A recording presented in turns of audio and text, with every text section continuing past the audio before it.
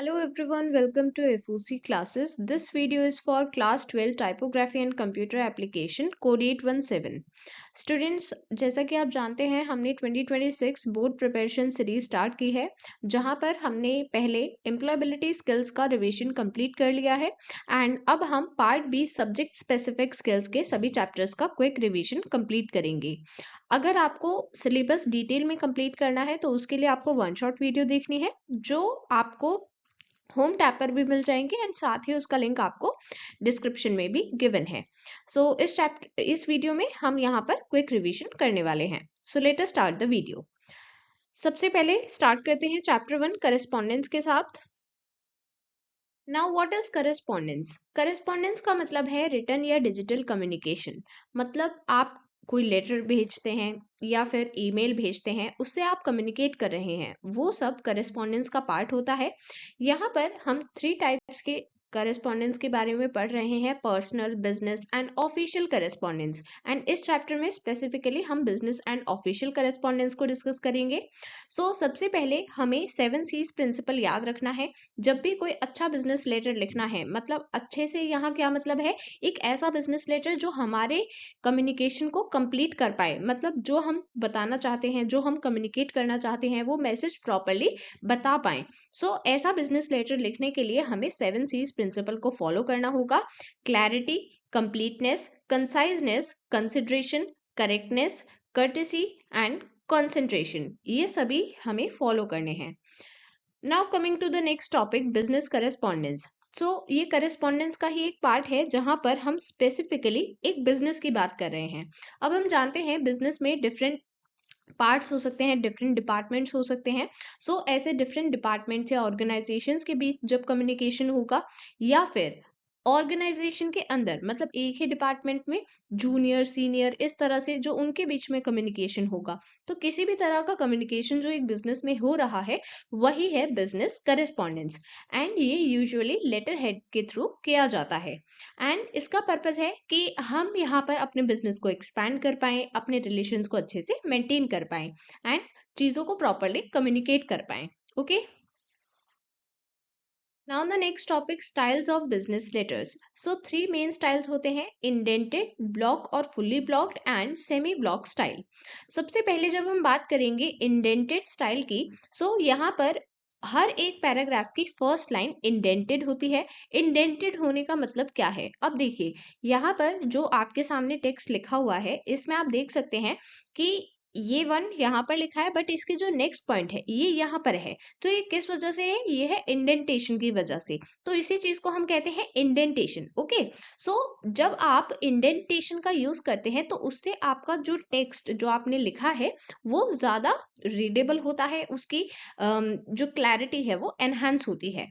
यहाँ पर हमें पैराग्राफ की फर्स्ट लाइन को इंडेंट करना होगा और ये ओल्डेस्ट स्टाइल माना जाता है, मतलब इसे सबसे पहले यूज किया गया था।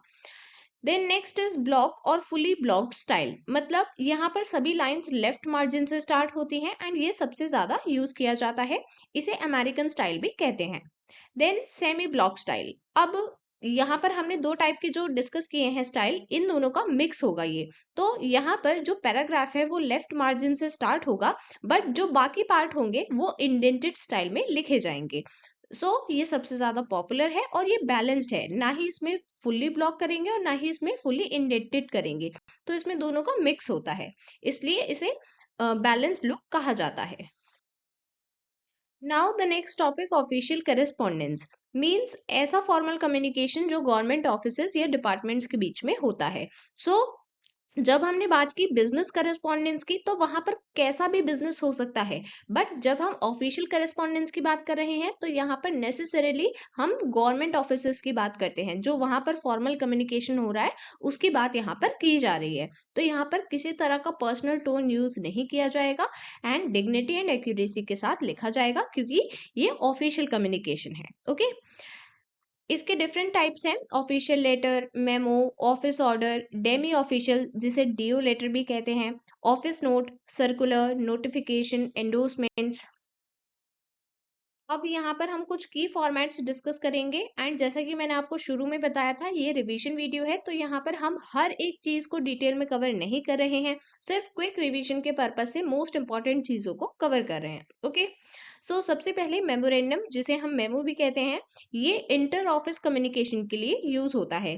इंटर ऑफिस का मतलब है लाइक एक डिपार्टमेंट है और दूसरा डिपार्टमेंट है, तो उन दोनों के बीच में जो कम्युनिकेशन है, इसको थर्ड पर्सन में लिखा जाएगा एंड कोई सैल्यूटेशन या कॉम्प्लीमेंट्री क्लोज इसमें नहीं होता।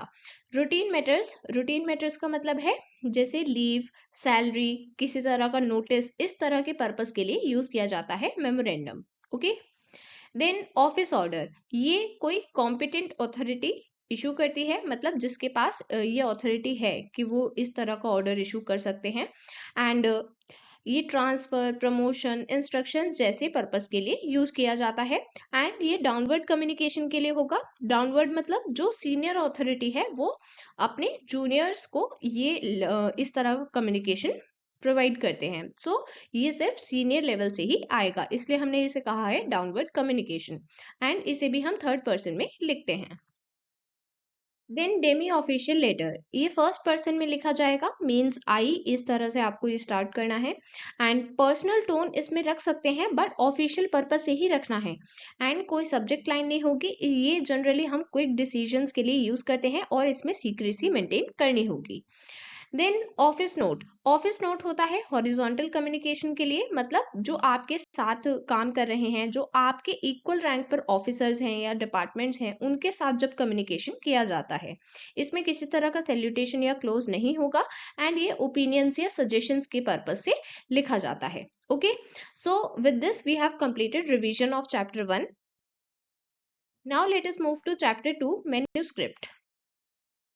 मैन्युस्क्रिप्ट का मतलब होता है रफ ड्राफ्ट। ये टाइप्ड भी हो सकता है और हैंड रिटन भी हो सकता है एंड इसमें हम चेंजेस बताते हैं, लाइक हमें क्या करेक्शन करना है या फिर कुछ ऐड करना है, कुछ डिलीट करना है, उसके लिए यहाँ पर डिफरेंट साइंस होते हैं जो हमें बताते हैं कि हमें कहाँ पर क्या चेंज करना है। सो ऐसे साइंस को हम कहते हैं स्टैंडर्ड प्रूफ करेक्शन साइंस। सो यहाँ पर हम कुछ इंपॉर्टेंट साइंस का डिस्कशन करेंगे। सबसे पहले कैप्स, इसका मतलब होता है कि हमें इन लेटर्स को कैपिटल लेटर्स में चेंज करना है। देन एलसी मींस हमें लोअर केस में चेंज करना है। देन डी और इस तरह का जो सिंबल होगा, मतलब जहां पर जो लेटर्स हैं वो इस तरह के सिंबल के बीच में, स्लैश के बीच में लिखे होंगे और शुरू में लिखा होगा डी, इसका मतलब है कि हमें इसको डिलीट करना है। देन स्टेट मीन्स हमें इस करेक्शन को इग्नोर करना है। देन एनपी मीन्स हमें इस चीज को न्यू पैराग्राफ से लिखना है। देन ट्रांस मीन्स हमें ट्रांसपोज करना है लेटर्स को, लाइक हो सकता है कि हमने ट्रांसपोज पहले लिख दिया बट हमें इसे बाद में लिखना था, तो उसको हम हाईलाइट कर देंगे और उसमें लिखेंगे ट्रांस, मतलब हमें इन्हें आगे पीछे करना है। ये लेटर्स या वर्ड्स के लिए यूज किया जाएगा। देन एसपी मीन्स हमें स्पेलिंग करेक्ट करनी है। देन हैशटैग इस तरह का सिंबल होगा स्पेस इंसर्ट करने के लिए। देन इंसर्ट मैटर, अगर हम वहां पर कुछ रह गया है लिखने से तो इस तरह के सिंबल से हम डिनोट करेंगे कि यहाँ पर न्यू मैटर इंसर्ट करना है। एंड जब हमें टेक्स्ट को सेंट्रलाइज करना है, फॉर एग्जांपल कोई हेडिंग है तो उस तरह के कोई भी टेक्स्ट होगा उसे हमें सेंटर में लिखना होगा, तो उसके लिए हम लिखेंगे CTR। Then preparing fair copy, तो फेयर कॉपी मतलब हमने जो ड्राफ्ट बनाया है, मैन्युस्क्रिप्ट एक ड्राफ्ट है, हमें उससे अब फेयर मतलब फाइनल कॉपी बनानी है, तो उसके लिए हमें पहले 2 से 3 बार मैन्युस्क्रिप्ट को अच्छे से पढ़ना है, क्योंकि उससे हमें समझ आएगा कि इसका क्या कंटेक्स्ट है एंड कहाँ पर किस तरह से हमें चेंजेस करने हैं। सो हम हैंडराइटिंग को समझेंगे, कंटेक्स्ट को समझेंगे, देन करेक्शन साइंस को प्रॉपरली फॉलो करना है।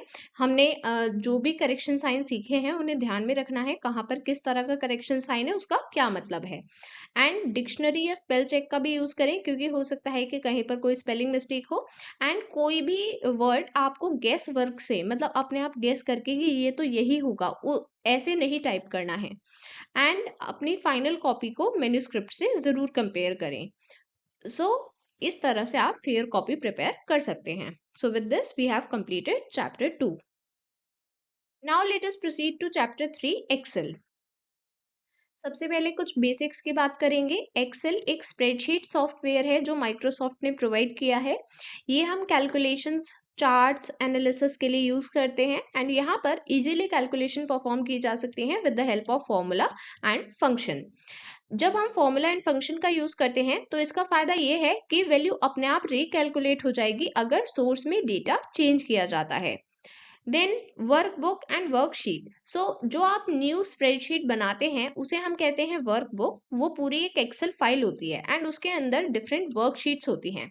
सो आपको सिंपली इस तरह से याद रखना है, जैसे आपकी बुक होती है, बुक के अंदर डिफरेंट शीट्स होती हैं, वैसे ही वर्कबुक के अंदर डिफरेंट वर्कशीट्स हो सकती हैं। ओके, सो बाय डिफॉल्ट आपको 3 वर्कशीट्स मिलती हैं, sheet 1, sheet 2 and sheet 3। And हर वर्कबुक में 255 वर्कशीट्स तक आप ऐड कर सकते हैं। Okay, then rows means horizontal arrangement of cells. So जो ये नंबर्ड होती हैं ये होती है रोज, 1 2 3 4, ये सभी रोज हैं। एंड जो कॉलम्स होते हैं ये अल्फाबेट से डिनोट किए जाते हैं। सो ये वर्टिकल अरेंजमेंट ऑफ सेल को हम कॉलम कहते हैं। देन सेल क्या है, जहां पर रो एंड कॉलम मीट करते हैं, इंटरसेक्ट करते हैं, उसी को हम कहते हैं सेल। एंड जो सेल करेंटली सेलेक्टेड है उसे हम कहते हैं active cell. Then maximum number of rows and columns, ये फैक्ट भी आपको याद रखना है। ओके, देन एक्सेल स्क्रीन पर जो मेन कंपोनेंट्स दिखते हैं उनका डिस्कशन यहाँ पर करेंगे। सबसे पहले रिबन में हमें ऑफिस बटन दिखता है जिसमें हमें ऑप्शंस मिलते हैं जैसे new, open, save, save as, print, close, इस तरह के ऑप्शंस मिलते हैं। Then quick access tool bar होता है जिसमें सेव, अंडू, रीडू, ये ऑप्शंस बाय डिफॉल्ट होते हैं और हम इसे कस्टमाइज भी कर सकते हैं। देन टैब्स होते हैं, home, insert, page layout, formula, data, review, view, इस तरह के डिफरेंट टैब होते हैं एंड इसमें हमें डिफरेंट ऑप्शंस मिलते हैं। Then groups. सो हर एक टैब में ग्रुप बन जाता है कमांड्स का। सो जैसे हम होम टैब में गए, वहां पर क्लिपबोर्ड है, तो इस तरह से अलग अलग टैब में अलग अलग ग्रुप्स होते हैं। Then dialog box launcher. So हमें हर एक ग्रुप के आगे एक सिंबल गिवन होता है जिस पर क्लिक करते हुए एक डायलॉग बॉक्स ओपन हो जाएगा जहां पर हमें एडवांस्ड ऑप्शन मिलते हैं। Data entry in Excel. So Excel में डेटा एंट्री कर सकते हैं अलग अलग टाइप के डेटा के लिए। नंबर्स जैसे integers, decimal, scientific notation. Then text जो डायरेक्टली टाइप किया जाता है। एंड अगर हमें नंबर टाइप करना है बट उसे भी टेक्स्ट की तरह ट्रीट करना है तो उसे हम एपोस्ट्रॉफी के साथ स्टार्ट करेंगे। डेट एंड टाइम वैल्यू लिख सकते हैं। And data in series means जो हम ऑटोफिल के थ्रू क्रिएट करते हैं, लाइक आपने पहले 2 सेल्स में वैल्यू दी और फिर उसके बेसिस पर आपने ऑटोफिल हैंडल की हेल्प से उसे फिल कर दिया है। Then editing and navigation. Cell की वैल्यू को एडिट करने के लिए F2 फंक्शन की का यूज कर सकते हैं। देन एक्शन को अंडू करने के लिए Ctrl+Z का यूज कर सकते हैं।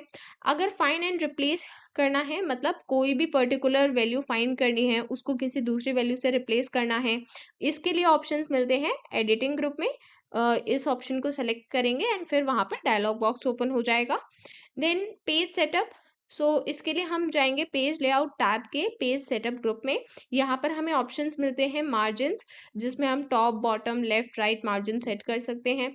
ओरिएंटेशन, पोर्ट्रेट रखनी है या लैंडस्केप। एंड साइज, मतलब पेपर का साइज क्या रखना है, ये हम यहाँ पर सेटअप कर सकते हैं। Then selecting cells and ranges. अगर हमें सिंगल सेल को सेलेक्ट करना है तो उस पर क्लिक कर सकते हैं। That will be called as active cell, जिसको हमने सेलेक्ट किया है। अगर हमें पूरी रो को सिलेक्ट करना है, इसके लिए हमें रो नंबर पर क्लिक करना होगा। लाइक हमें सेकेंड रो को सिलेक्ट करना है तो जो हमें रो हेडिंग शो होती है उसमें हम 2 को सिलेक्ट करेंगे। देन अगर हमें एंटायर कॉलम को सिलेक्ट करना है तो कॉलम लेटर पर क्लिक करेंगे। एंड एंटायर वर्कशीट को सिलेक्ट करने के लिए जो टॉप कॉर्नर में हमें बटन दिखता है जहां पर रो हेडिंग एंड कॉलम हेडिंग के स्टार्टिंग में जो एक ग्रे बटन होता है, हमें उस पर क्लिक करना होगा या फिर हम Ctrl+A भी प्रेस कर सकते हैं। Then range of cell select करने के लिए हमें सबसे पहले फर्स्ट सेल को सेलेक्ट करना होगा एंड फिर शिफ्ट की हेल्प से हम बाकी जो सेल्स हमें सेलेक्ट करने हैं उसको सेलेक्ट कर सकते हैं। ये कॉन्टिन्यूस रेंज के लिए होगा। और अगर हमें कॉन्टिन्यूस नहीं रखनी है, नॉन कॉन्जिक्यूटिव है, उस केस में हम कंट्रोल की का यूज करते हैं। देन एक्टिवेट सेल कंटेंट, मतलब जो सेल में कंटेंट लिखा हुआ है उसमें किसी भी तरह के चेंज करने हैं तो हम उसमें डबल क्लिक कर सकते हैं या फिर F2 की को यूज कर सकते हैं। देन मॉडिफाइंग अ वर्कशीट, सो अगर हमें न्यू वर्कशीट ऐड करनी है, इसके लिए होम टैब में सेल्स ग्रुप, यहाँ पर इंसर्ट ऑप्शन आएगा, जहां पर इंसर्ट वर्कशीट पर क्लिक करेंगे तो इससे न्यू वर्कशीट इंसर्ट हो जाएगी। रो एंड कॉलम के लिए भी यहीं पर ऑप्शन मिलता है। Then resizing rows and columns, so resize करने के लिए हम सिंपली रो या कॉलम की बाउंड्री को ड्रैग कर सकते हैं, वहां पर कर्सर चेंज हो जाता है बॉर्डर पर, एंड वहां पर हम उसको ड्रैग कर सकते हैं रिसाइज करने के लिए। एंड अनदर ऑप्शन इज, हम होम टैब के सेल्स ग्रुप में जाकर फॉर्मेट ऑप्शन पर क्लिक करेंगे, यहाँ पर हमें ऑप्शंस मिलेंगे रो हाइट, कॉलम विड्थ, आपको जो भी चेंज करना है उस पर क्लिक करेंगे एंड उसको चेंज कर सकते हैं। देन अगर हमें कोई भी वैल्यू मूव करनी है, इसका मतलब पहले हमें उसे कट करना होगा Ctrl+X, एंड पेस्ट करने के लिए Ctrl+V, एंड अगर हमें कॉपी करना है तो उसके लिए copy paste Ctrl+C and Ctrl+V। आप ध्यान रखें, मूव का मतलब होता है कि हम ओरिजिनल लोकेशन से रिमूव कर देते हैं और न्यू लोकेशन पर पहुंचा देते हैं, बट कॉपी के केस में हम ओरिजिनल एंड न्यू लोकेशन दोनों पर वो टेक्स्ट रखते हैं। Okay, then next is freeze panes, तो अगर हमें किसी भी तरह के रोज या कॉलम्स को लॉक करना है, उसके लिए हम फ्रीज पेन्स ऑप्शन यूज करते हैं। सो यहाँ पर हम व्यू टैब में जाएंगे, window group, freeze panes option पर क्लिक करेंगे, इसमें रोज या कॉलम्स जो भी आपको लॉक करने हैं उस ऑप्शन को क्लिक करेंगे, एंड जैसे ही फ्रीज कर देते हैं तो वो ऑप्शन अनफ्रीज पेन्स में चेंज हो जाता है। तो अगर आपको उसको अनफ्रीज करना है, अनलॉक करना है, तो आप उसे क्लिक कर देंगे। व्हेन फॉर्मेटिंग वर्कशीट्स, अगर हमें वर्कशीट को फॉर्मेट करना है तो हम सेल्स या रोज एंड कॉलम्स को फॉर्मेट कर सकते हैं। सबसे पहले अगर हमें सेल्स को फॉर्मेट करना है, हम होम टैब अलाइनमेंट ग्रुप में जाएंगे, फॉर्मेट सेल्स ऑप्शन को क्लिक करेंगे, यहाँ पर एक डायलॉग बॉक्स ओपन होगा जिसमें हमें 4 टैब्स गिवन होंगे, number, alignment, font and border. So जो ऑप्शन हमें फॉर्मेट करना है उसी को हम सेलेक्ट करेंगे एंड चेंजेस अप्लाई करेंगे। Then formatting rows and columns, सबसे पहले हम ऑटो फिट यूज कर सकते हैं, मींस रो हाइट या कॉलम विड्थ को ऑटो फिट करने के लिए होम टैब सेल्स ग्रुप में फॉर्मेट ऑप्शन में ये ऑप्शन मिलता है। देन हाइड और अनहाइड, मींस हमें अगर रोज एंड कॉलम्स को टेम्परेरी बेसिस पर हाइड करना है तो उसके लिए home tab cells group format option पर क्लिक करेंगे, यहाँ पर हाइड एंड अनहाइड का ऑप्शन मिलता है। देन फॉर्मेट यूजिंग स्टाइल्स, सो अगर हमें प्री डिफाइंड स्टाइल्स यूज करने हैं या कस्टम सेल स्टाइल क्रिएट करना है, उसका ऑप्शन हमें होम टैब स्टाइल्स ग्रुप में मिलता है, यहाँ पर सेल स्टाइल्स पर क्लिक करेंगे। अगर प्री डिफाइंड मतलब जो पहले से डिफाइंड स्टाइल्स हैं उन्हें यूज करना है तो उस पर क्लिक कर सकते हैं, एंड अगर कस्टम सेल स्टाइल चूज करना है तो वो हम खुद से भी क्रिएट कर सकते हैं, या फिर जो एग्जिस्टिंग स्टाइल है हम उसको एडिट कर सकते हैं, मॉडिफाई कर सकते हैं। और अगर हमें रिमूव करना है तो उसके लिए भी हमें ऑप्शन यहीं पर मिलता है, जिसमें नॉर्मल व्यू हमारे सामने आ जाएगा और स्टाइल रिमूव हो जाएगा। देन ऑटो फॉर्मेटिंग, सो यहाँ पर हम ऑटो फॉर्मेट ऑप्शन यूज करते हैं ऑटोमेटिक फॉर्मेटिंग अप्लाई करने के लिए। सो ये ऑप्शन हमें ऑफिस बटन पर क्लिक करके एक्सेल ऑप्शंस में मिलता है, जहां पर प्रूफिंग ऑप्शन में हमें मिलेगा ऑप्शन ऑटो करेक्ट ऑप्शंस। सो इसमें हम ऑटो फॉर्मेट कर सकते हैं जैसे जैसे हम टाइप करेंगे, लाइक जो भी चीज हम टाइप करें उसे हमें सेपरेटली फॉर्मेट करने की नीड नहीं है, वहां पर ऑटो फॉर्मेटिंग होती जाएगी। एंड यहीं पर हमें स्पेलिंग एरर्स करेक्ट करने के लिए भी ऑटो करेक्ट का ऑप्शन मिलता है। देन फॉर्मेट पेंटर, ये फॉर्मेटिंग को कॉपी करता है, इसके लिए हम होम टैब क्लिपबोर्ड ग्रुप में फॉर्मेट पेंटर को क्लिक करते हैं, जिससे फॉर्मेटिंग कॉपी हो जाएगी और फिर वो हम दूसरे सेल पर अप्लाई कर सकते हैं। देन स्पेल चेक, मींस अगर हमें स्पेलिंग चेक करनी है तो हम रिव्यू टैब में जाएंगे, प्रूफिंग ग्रुप, एंड यहाँ पर स्पेलिंग ऑप्शन को क्लिक करेंगे। सो यहाँ पर जो भी रॉन्ग स्पेलिंग्स होंगी वो सभी हमें शो हो जाती हैं, हम उनको करेक्ट कर सकते हैं। Then next topic formula and function, हमेशा फॉर्मूला को इक्वल टू सिंबल के साथ स्टार्ट करना है, एंड जो फॉर्मूला का रिजल्ट है वो हमें सेल में शो हो जाता है और फॉर्मूला हमें फॉर्मूला बार में शो होता है। Then cell referencing, cell referencing means हम किस तरह से सेल के एड्रेस को रेफर कर रहे हैं। तो अगर हमें रिलेटिवली उसकी वैल्यू को चेंज करना है, लाइक हमने फर्स्ट रो से सेकंड रो में कॉपी किया है, तो उसका एड्रेस चेंज हो जाना चाहिए। तो इस तरह से उसके लिए हम यूज करते हैं रिलेटिव रेफरेंसिंग। एब्सोल्यूट रेफरेंस हम तब यूज करते हैं जब हमें उस एड्रेस को चेंज नहीं करना, वही रखना है। तो इस केस में हम डॉलर सिंबल का यूज करते हैं रो एंड कॉलम दोनों के पहले। देन मिक्स्ड रेफरेंस मींस इन दोनों का कॉम्बिनेशन है, तो हो सकता है कि हम कॉलम के आगे लगाएं डॉलर साइन और रो के आगे ना लगाएं, या फिर रो के आगे लगाएं कॉलम के आगे ना लगाएं। तो इस तरह से दोनों का मिक्स होता है। देन जब हम फॉर्मूला लिखते हैं तो उसमें डिफरेंट तरह के सिंबल हम यूज करते हैं। प्लस एडिशन, माइनस सब्ट्रैक्शन के लिए, स्टार ये मल्टीप्लिकेशन को डिनोट करता है। देन डिवीजन, एक्सपोनेंट ये पार के लिए यूज होता है। देन यहाँ पर हम रिलेशनल ऑपरेटर भी यूज कर सकते हैं, जैसे equal, greater, less, greater than और इक्वल टू, लेस और इक्वल, एंड नॉट इक्वल के लिए इस तरह का सिंबल यूज करना है। Then next topic function. Function में हम बात करते हैं प्री डिफाइंड फॉर्मूला की। मींस यहाँ पर पहले से डिफाइंड होगा कि हमें कौन सा ऑपरेशन यहाँ पर परफॉर्म करना है। फॉर एग्जाम्पल सम, इसमें हम जो भी सेल रेंज प्रोवाइड करते हैं उसमें एडिशन किया जाएगा। सो वो पहले से ही डिफाइंड है। सो यहाँ पर हम डिफरेंट फंक्शंस देखेंगे, like average, max, min, max for maximum and min for minimum. Then count function, ये हम तब यूज करते हैं जब हमें सेलेक्टेड रेंज में सिर्फ न्यूमेरिक वैल्यूज को काउंट करना है।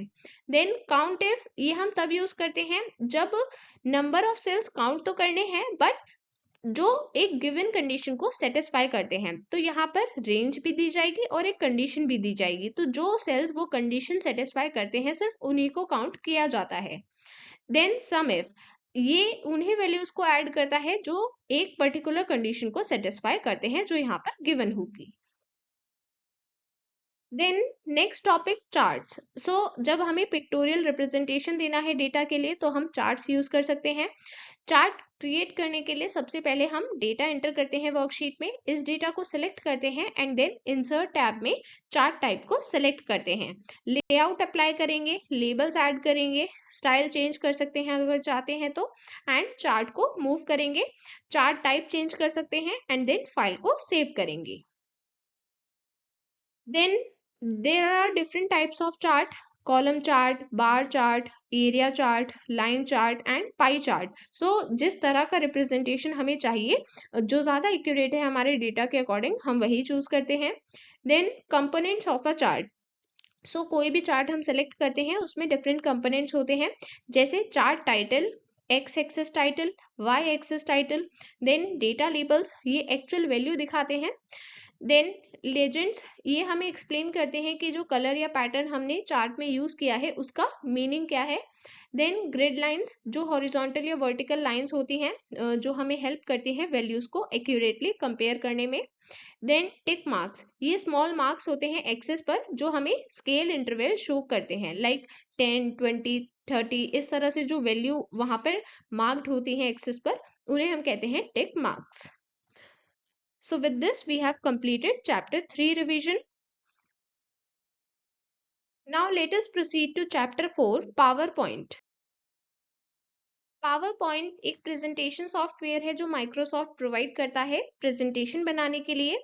इसमें जब हम प्रेजेंटेशन बनाएंगे तो इसमें text, images, charts, animation, audio, video, different चीज़ों का यूज़ करते हैं ताकि हमारे इंफॉर्मेशन प्रेजेंटेबल लगे।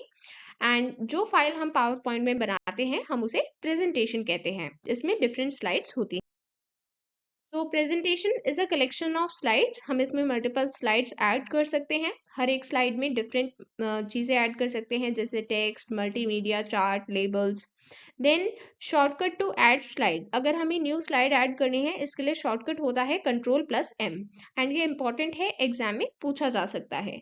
Then slide layout. सो अगर हमें अरेंजमेंट चेंज करना है स्लाइड कंटेंट का, लाइक जैसे यहाँ पर जो आपको करंट स्लाइड दिख रही है इसमें हमने सबसे टॉप पर टाइटल रखा है एंड फिर ये कंटेंट है, डिटेल्स हैं। सो अगर हमें इस फॉर्मेट को चेंज करना है, लाइक हमें यहाँ पर सिर्फ टाइटल ही रखना है, तो उसके लिए हम डिफरेंट लेआउट चूज कर सकते हैं। सो स्लाइड लेआउट हमें बताता है कि हमें किस तरह से कंटेंट को अरेंज करना है। Then views in PowerPoint, so different views होते हैं। सबसे पहले नॉर्मल व्यू जहां पर हम स्लाइड्स को क्रिएट करते हैं, एडिट कर सकते हैं। देन स्लाइड सॉर्टर व्यू जिसमें हम स्लाइड्स को रीअरेंज करते हैं। स्लाइड शो व्यू जिसमें हम फुल स्क्रीन पर प्रेजेंटेशन दे सकते हैं। एंड नोट्स पेज व्यू जिसमें हम स्पीकर नोट्स को ऐड करते हैं। Then transition and animation, transition apply किया जाता है स्लाइड्स के बीच में जब एक स्लाइड से दूसरी स्लाइड पर जाते हैं। For example fade, push, wipe, ये सभी स्लाइड्स के बीच में अप्लाई किए जाते हैं। देन एनिमेशन, एनिमेशन अप्लाई किए जाते हैं टेक्स्ट या ऑब्जेक्ट पर जो एक स्लाइड में प्रेजेंट है। सो ये जो टेक्स्ट या ऑब्जेक्ट है उसकी एंट्री, एम्फेसिस एंड एग्जिट को कंट्रोल करते हैं। देन स्लाइड शो, सो अगर हमें अपनी प्रेजेंटेशन ऑडियंस को डिस्प्ले करनी है, इसके लिए हम स्लाइड शो स्टार्ट कर सकते हैं। इसके लिए हम शॉर्टकट की यूज कर सकते हैं F5, जिससे शुरू से स्लाइड शो स्टार्ट हो जाएगा। और अगर हमें करंट स्लाइड से स्टार्ट करना है, इसके लिए हम Shift प्लस F5 यूज करते हैं। देन प्रेजेंटेशन सेव करने के लिए फाइल मेन्यू में सेव या सेव एज ऑप्शन को क्लिक करेंगे। डायलॉग बॉक्स ओपन होगा जहां पर हमें फाइल नेम प्रोवाइड करना है, लोकेशन चूज करनी है एंड डिफॉल्ट एक्सटेंशन .pptx होता है। Okay, so with this we have completed revision of chapter 4। Now let us proceed to chapter 5, internet search. Search engine, so हम जानते हैं इंटरनेट पर बहुत सारे वेब पेजेस एंड बहुत सारे इंफॉर्मेशन अवेलेबल है, बट जो इंफॉर्मेशन हमें चाहिए, जो हम सर्च कर रहे हैं, उसे कैसे फाइंड किया जाए, तो उसमें हेल्प करता है सर्च इंजन। ये हमें रेलेवेंट रिजल्ट्स को शो करता है। सो सर्च इंजन की 3 मेन कैटेगरीज होती हैं। प्राइमरी सर्च इंजन जो वेब क्रॉलर्स को यूज करते हैं पेजेस को इंडेक्स करने के लिए, जैसे Google, AltaVista. Then web directories, ये डिफरेंट वेबसाइट्स को कैटेगरीज एंड सब कैटेगरीज में ऑर्गेनाइज कर देंगे, example Yahoo directory.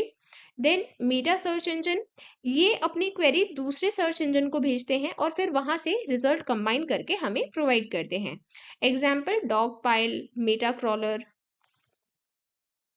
Then examples of different search engines, Google, Yahoo, ये सभी डिफरेंट सर्च इंजन्स हैं। रेड काफ़ी पॉपुलर है। सो इस तरह के डिफरेंट सर्च इंजन्स हमें इंफॉर्मेशन प्रोवाइड करने में हेल्प करते हैं। हम जो भी चीज़ यहाँ पर सर्च करेंगे, तो क्योंकि मल्टीपल चीज़ें इंटरनेट पर प्रेजेंट हैं, बट जो हमारे लिए हमारे सर्च के अकॉर्डिंग ज़्यादा रेलेवेंट है, वो शो करने में ये सभी हेल्प करते हैं। Then e commerce, e commerce का मतलब है जब हम ऑनलाइन प्रोडक्ट्स को खरीदते हैं, बेचते हैं एंड उनकी मार्केटिंग करते हैं। मेनली यहाँ पर इंटरनेट के थ्रू ये सभी काम होता है, इसलिए हम इसे कहते हैं ई कॉमर्स। सो इसमें ऑनलाइन बिजनेस ट्रांजैक्शन होगा बिना फिजिकल प्रेजेंस के। लाइक आपको किसी ने सामने से पैसे नहीं दिए हैं, बट फिर भी ट्रांजैक्शन हो गया है, आपने वो प्रोडक्ट खरीद लिया है, आपकी जो मनी है वो सेलर तक पहुंच गई है, सेलर आपको प्रोडक्ट भेज रहा है। सो जब आपके पास प्रोडक्ट आएगा वो फिजिकली आएगा, बट जो ऑर्डर आपने प्लेस किया, जो ट्रांजैक्शन आपने की, वो आपने ऑनलाइन की, इसलिए हम इसे कह रहे हैं ई कॉमर्स। सो इसके कॉमन टाइप्स हैं। B2B means business to business, जहां पर एक बिजनेस दूसरे बिजनेसेस के साथ ट्रेड करता है।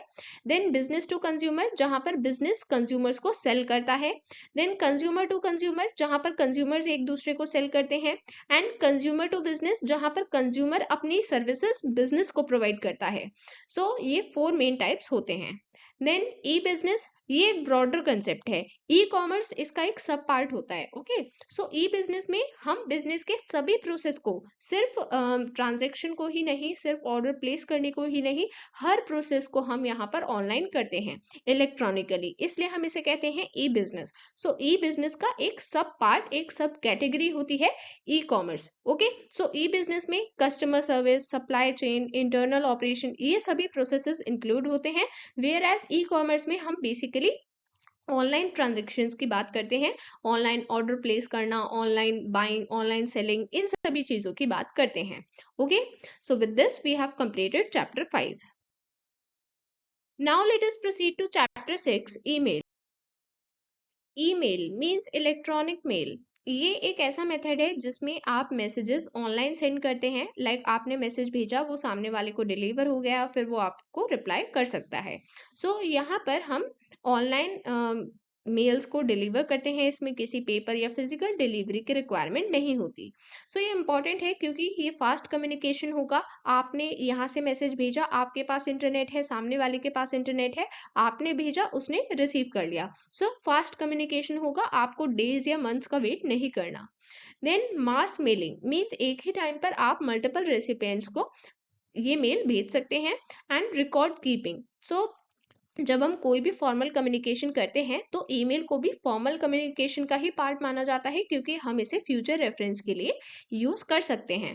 एंड ऑनलाइन प्लेटफॉर्म्स जो हमें ईमेल्स भेजना अलाउ करते हैं, जैसे Gmail, Outlook, Yahoo mail, Zoho mail, इस तरह के डिफरेंट सर्विसेज हम यूज करते हैं।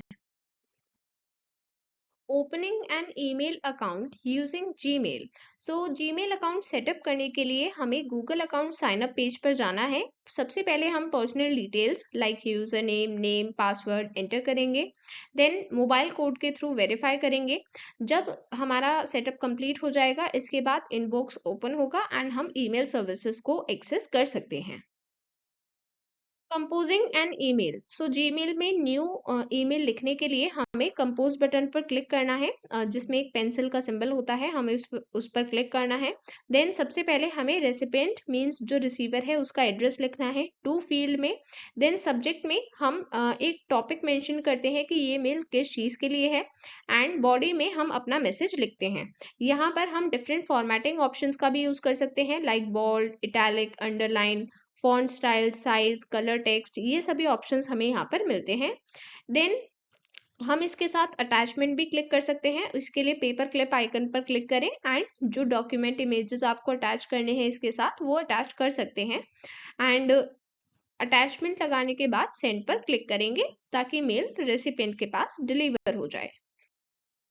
देन ईमेल एक्शंस, सो यहाँ पर हम डिफरेंट एक्शंस कर सकते हैं जो मेल्स हमें मिलते हैं उन पर। सबसे पहले तो हम उसे पढ़ सकते हैं। इसके लिए हमें सिंपली उस मैसेज पर क्लिक करना होगा जो हमें इनबॉक्स में दिखता है। Then replying to an email, email को रिप्लाई करने के लिए हमें वहां पर एक ऑप्शन मिलता है रिप्लाई, उस पर क्लिक करेंगे जिससे हम सेंडर को रिस्पॉन्स सेंड कर सकते हैं। Then forwarding an email means जो हमें मेल मिला है वो हम दूसरों को फॉरवर्ड कर सकते हैं। देन हम उसे प्रिंट भी कर सकते हैं अपना रिकॉर्ड रखने के लिए। एंड हम उसे डिलीट भी कर सकते हैं अगर हमें उसकी रिक्वायरमेंट नहीं है। देन एडिंग अ सिग्नेचर, हम सिग्नेचर भी ऐड कर सकते हैं। एंड इसके लिए हमें सेटिंग्स में जाना होगा। तो सेटिंग्स में हम ये सिग्नेचर ऐड करते हैं जिसमें जनरली हम अपना नेम, कॉन्टैक्ट, इस तरह की इंफॉर्मेशन रखते हैं। ये ऑटोमेटिकली हर एक न्यू ईमेल में ऐड हो जाता है। तो आपने न्यू ईमेल क्लिक किया, वहां पर आपको पहले से सिग्नेचर मिलेगा, आप उसके ऊपर अपना टेक्स्ट ऐड कर सकते हैं। देन क्रिएटिंग फोल्डर्स और लेबल्स, बाय डिफॉल्ट आपको कुछ लेबल्स मिलते हैं जैसे इनबॉक्स, आउटबॉक्स, इस तरह के लेबल्स पहले से भी होते हैं, बट आप अपनी तरफ से भी क्रिएट कर सकते हैं। जैसे आपको क्रिएट करना है वर्क, इम्पोर्टेंट, इस तरह से डिफरेंट लेबल्स, ताकि आपकी ईमेल्स ऑर्गेनाइज्ड रहें एंड आपको उन्हें फाइंड करने में कोई प्रॉब्लम ना हो। So with this we have completed chapter 6. Now let us proceed to last chapter, chapter 7, computer virus. What is computer virus? Computer virus एक ऐसा प्रोग्राम है जो अपने आप को किसी प्रोग्राम या फाइल से अटैच कर देता है, और जब वो फाइल किसी दूसरे सिस्टम में एग्जीक्यूट की जाएगी तो वहां पर स्प्रेड हो जाता है। जब हम कंप्यूटर वायरस को बायोलॉजिकल वायरस से कंपेयर करते हैं तो कंप्यूटर वायरस सिर्फ मेलिशियस सॉफ्टवेयर प्रोग्राम है, मतलब वो ऐसा कोई लिविंग थिंग नहीं है। वेयर एज बायोलॉजिकल वायरस ये लिविंग पैथोजन होता है। देन कंप्यूटर वायरस ये फाइल्स, नेटवर्क्स, ईमेल के थ्रू स्प्रेड होता है। एंड बायोलॉजिकल वायरस ये बायोलॉजिकल इन्फेक्शन के थ्रू स्प्रेड होता है।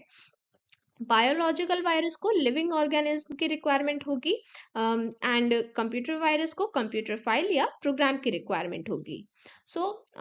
ये एक कंपैरिजन था कि दोनों अलग होते हैं, क्योंकि दोनों को वायरस ही कहते हैं, तो दोनों डिफरेंट है, बस नेम इनका सेम है, क्योंकि अल्टीमेटली दोनों का काम है जो होस्ट है उसको नुकसान पहुंचाना। यहाँ पर हमने इन दोनों को कंपेयर किया है, however they both are completely different thing. Okay, now effects of computer virus. So computer virus हमारे सिस्टम फाइल्स डेटा को करप्ट कर सकते हैं, डिलीट कर सकते हैं एंड नॉर्मल फंक्शनिंग को इंटरप्ट कर सकते हैं। हमारा ऑपरेटिंग सिस्टम प्रॉपर्ली काम नहीं करेगा, कोई सॉफ्टवेयर प्रॉपर्ली ओपन नहीं हो पाएगा, कंप्यूटर स्लो डाउन हो जाएगा, अनस्टेबल हो जाएगा एंड इस तरह के इन्फेक्शन नेटवर्क या शेयर्ड फाइल्स के थ्रू स्प्रेड होते हैं और कई बार ईमेल के थ्रू भी स्प्रेड होते हैं।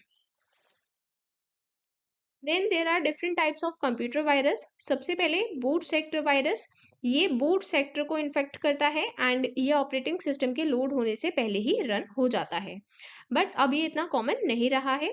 देन कंपेनियन वायरस, ये ओरिजिनल फाइल्स को मॉडिफाई नहीं करता बट अपने लिए कंपेनियन फाइल बना लेगा जिसको रन करेगा। देन ईमेल वायरस, ये ईमेल अटैचमेंट या लिंक्स के थ्रू स्प्रेड होता है।